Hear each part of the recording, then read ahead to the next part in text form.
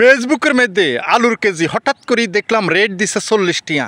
বাবুরে আঙু ঘরের হেতিয়ে কইতে আছে কি ওমা যাই জিনিসের দাম তো কমে গেছে গই, আপনি বই রয়েছেন কিল্লাই বাজারও যান একসাথে 10 কেজি গোলালু কিনবেন। ওমা গেলাম ব্যাগ লই বড় উগে ব্যাগ লই, ওমা যাই সাই দিয়ে বাজারও আলুর কেজি 60 থেকে 65 টাকা ছিল। 60 টিয়া অন আরও 5 টিয়া বেশি চায়।